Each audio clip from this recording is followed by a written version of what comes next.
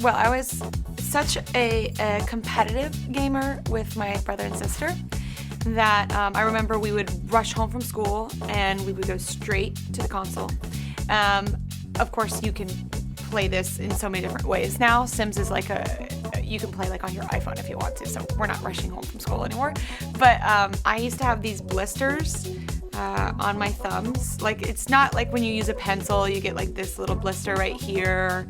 You know, when you play the guitar or if you work out too much, you get I had strange blisters on my thumbs. So I felt a little bit like a freak, like a circus freak.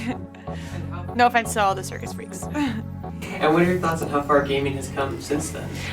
Well, it's incredible because it was really one-dimensional when I first started playing it, and now it's such a alternate reality. It's almost like lucid dreaming in a way. It's almost like this.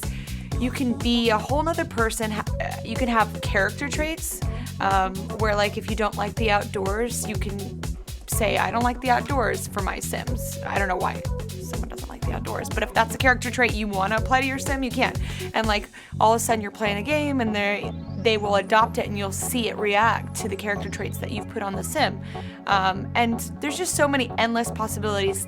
Now with this particular extension off of Sims 3, you can enjoy weather. Delightful weather, of course. And what is it that brought you to The Sims? Well, the first interaction I had with The Sims was when I did my first record and I put out a song called Hot and Cold, and they approached me and asked me to sing Hot and Cold in Simlish, which is their native language, which I liken it to speaking in tongues, which is something people do in a really religious atmosphere.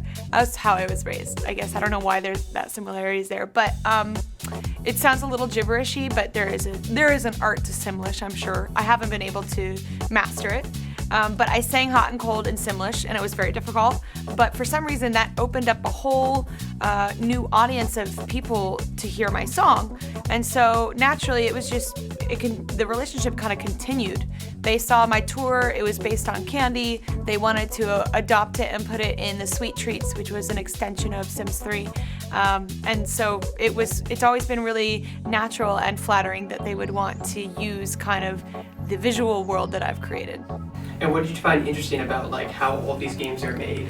It's super tedious. I mean, the details are so intense, from the way your hair is set to your eye color to the way they move, the expressions.